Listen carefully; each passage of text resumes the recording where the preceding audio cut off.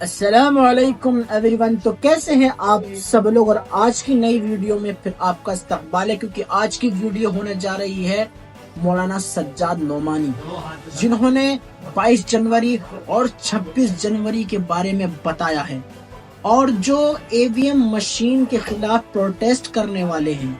तो आइए उनकी बात सुनते हैं और वीडियो को शुरू करते हैं और देखते हैं। आप सब सलामत रहें और खुश व खुर्रम रहें।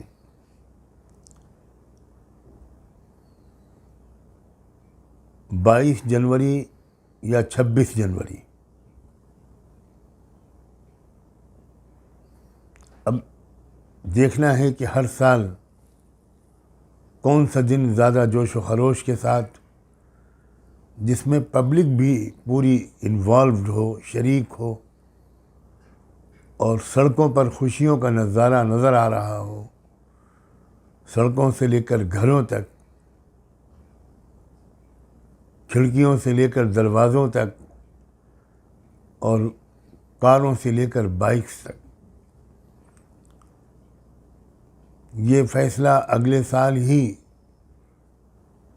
हो जाएगा। मैं एक बार फिर आपका वक्त ले रहा हूँ, माफ़ी चाहता हूँ, लेकिन अपने दिल के दर्द से, जो मुल्क और इंसानियत की मोहब्बत की वजह से रोज़ बरोज़ बढ़ता ही जा रहा है, मैं मजबूर हूँ कि आज फिर मैं आपका वक्त लूँ और एक बहुत ही अहम पहलू की तरफ आपकी तवज्जो मबज़ूल करूँ, आपका ध्यान आकर्षित करूं, और ख़ास तौर पर दिल्ली और पश्चिमी उत्तर प्रदेश के मुसलमानों से, मुसलमान भाइयों और बहनों, नौजवानों से एक अपील करूं।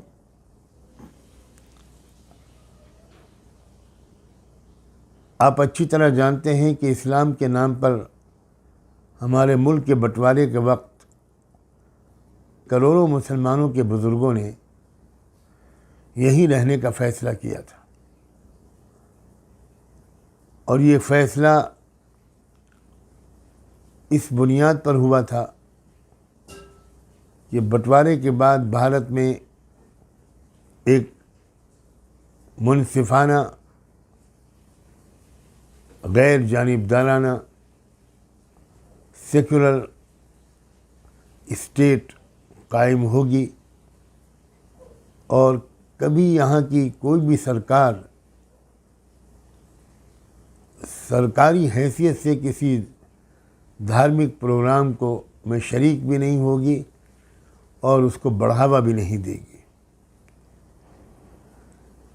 लेकिन अब शायद ही कोई समझदार आदमी इस बात को से बेखबर हो कि वो मुआहिदा, वो एग्रीमेंट, मुआहिदे के एक पार्टी ने, एक फरीक ने ताकत के नशे में चूर होकर उस मुआहिदे को तोड़ देने का बाज़ाब्ता ऐलान कर दिया है। आप चौंक रहे होंगे कि ये ऐलान कब हुआ, कहाँ हुआ। मैं बताता हूँ आपको कि यह ऐलान 22 जनवरी सन 2024, यानी अभी 3 दिन पहले, उत्तर प्रदेश के मशहूर शहर अयोध्या में हुआ। कैसे हुआ तो सुनिए। सबसे पहले तो ये बात जानिए कि 22 जनवरी ही की तारीख इसके बारे में क्यों चुनी गई थी।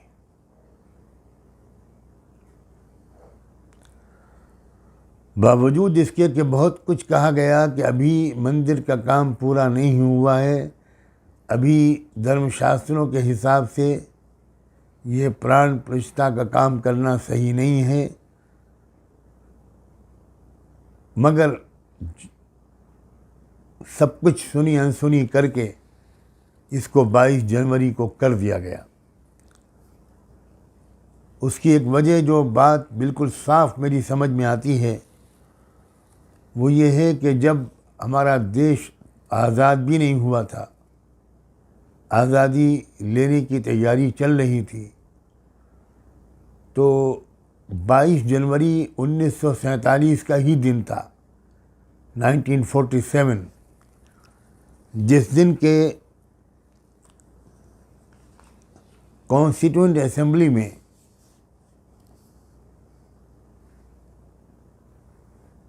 एक बहुत अहम प्रस्ताव, एक अहम तजवीज़ तमाम हाजिर मेंबरों की मंजूरी से मंजूर हुआ था। वो प्रस्ताव पंडित जवाहरलाल नेहरू ने कॉन्स्टिट्यूएंट असेंबली में पेश किया था और जितने मेंबर्स उस वक्त वहाँ मौजूद थे उनमें से एक ने भी उसका विरोध नहीं किया था। बिल्कुल यूनानिमसली वो प्रस्ताव, वो रेजोल्यूशन पास हुआ था। तारीख़ याद रखिएगा, वो तारीख़ थी 22 जनवरी।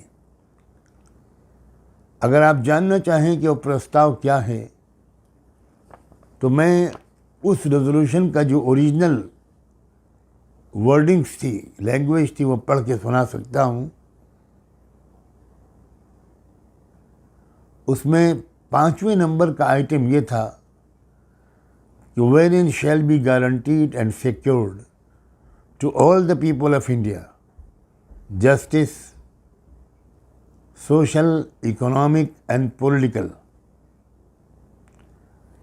equality of status, of opportunity and before the law, freedom of thought, expression, belief, faith, worship, vocation, association and action subject to law and public morality, and wherein adequate safeguards shall be provided for minorities, backward and tribal areas and depressed and other backward classes. ये जो हमारे constitution संविधान का preamble है, प्रस्तावना है कि देश पूरी तरह सेकुलर रहेगा, किसी तरह का कोई डिस्क्रिमिनेशन धर्म की बुनियाद पर नहीं होगा और सरकार किसी एक धर्म की सरपरस्ती बिल्कुल नहीं करेगी।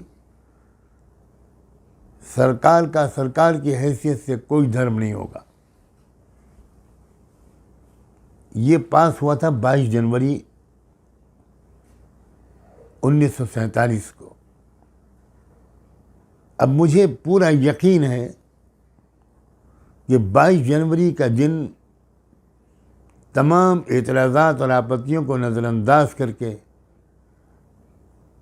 इसलिए चुना गया कि 22 जनवरी के दिन जो कुछ किया गया अयोध्या में, उसके ज़रिए से ये जो भारतीय संविधान की जो बुनियादी ढांचा है उसको डिमोलिश किया गया।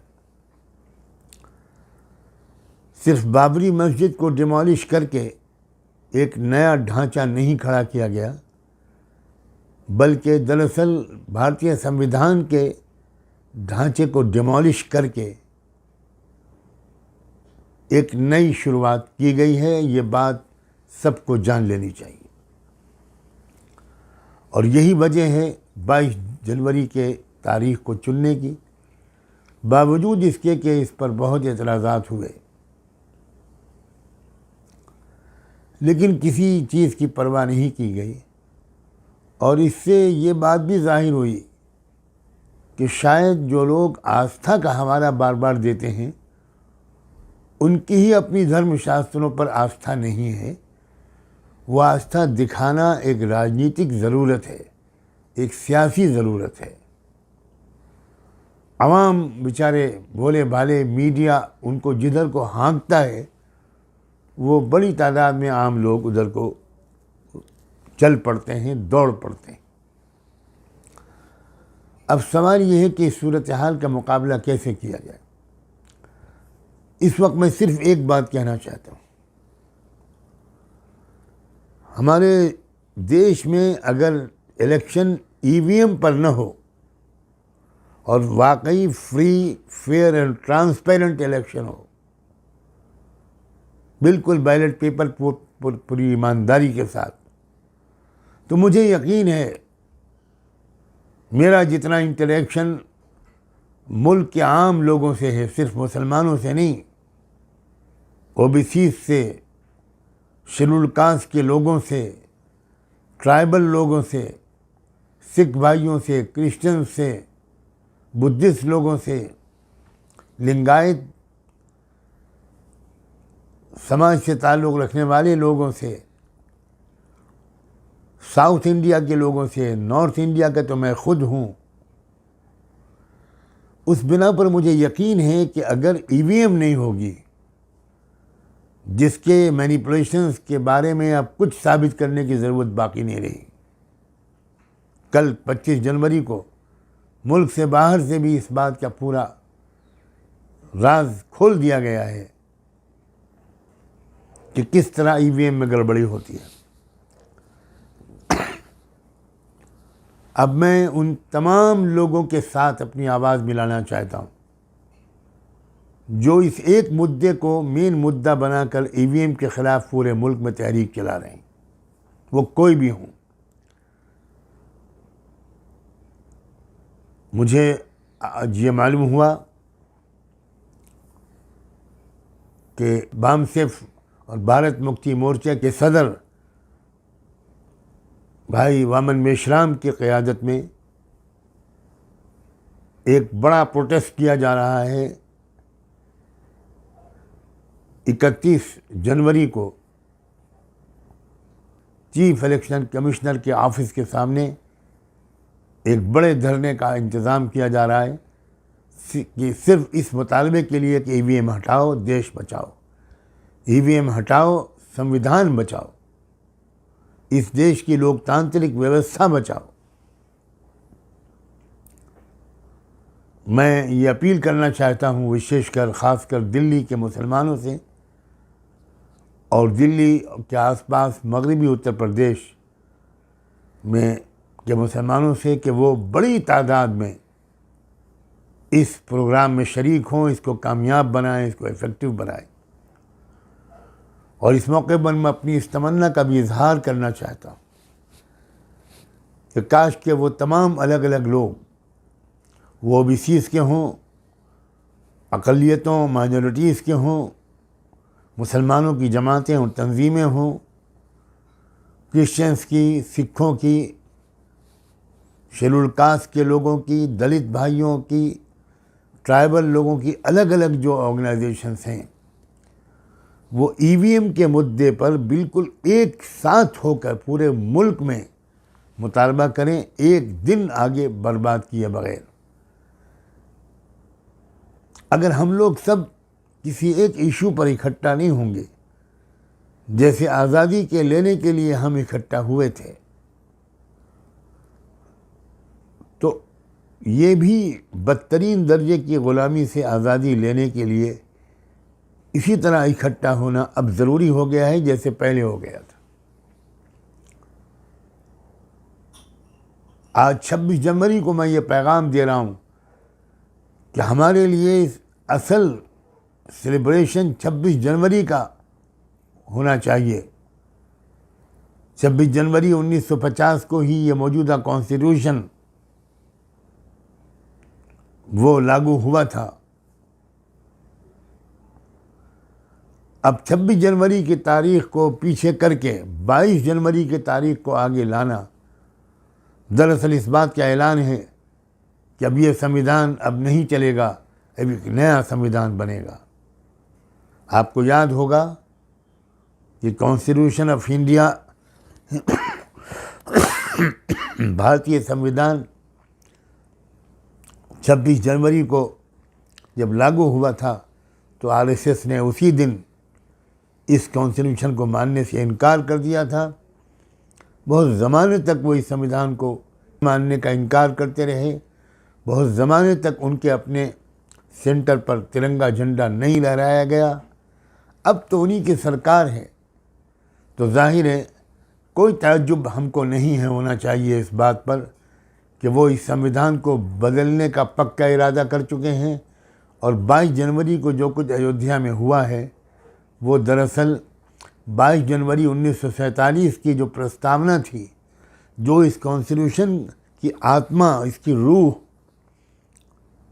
उसको कत्ल कर देने और हलाक कर देने का दरअसल एक ऐलान था। मैंने चाहा कि ये बात सबको मालूम हो जाए। आपके हवाले करता हूँ ये अमानत और ये उम्मीद करता हूँ क्या इस संविधान को, जो दरअसल देश में रहने वाले तमाम लोगों के दरमियान जिसकी हैसियत एक एग्रीमेंट की है, इसीलिए उसकी शुरुआत प्रेम्बल की we the people of India से की गई है। लिहाजा पीपल ऑफ इंडिया से, इंडिया के एक छोटे से नागरिक की तरफ से ये प्रार्थना है, ये अपील है कि इस संविधान को बचाने के लिए आप जो कुछ कर सकते हैं दायरे कानून के दायरे में रहते हुए करें। और इस सिलसिले का एक पहला कदम ये है कि आज 26 जनवरी को जगह जगह ये बात लोगों को बताई जाए कि हमारे दिन, संविधान का दिन 26 जनवरी है, हम 22 जनवरी को नहीं मानेंगे, नहीं मानते। मैं उम्मीद करता हूँ कि आप सब ने मेरी पूरी बात को अच्छी तरह समझ लिया होगा। आपने मेरी बात सुनने के लिए वक्त निकाला, मैं बहुत शुक्रगुज़ार हूँ, बहुत शुक्रगुज़ार हूँ। आप सबका बहुत बहुत शुक्रिया। खुदा हाफ़िज़।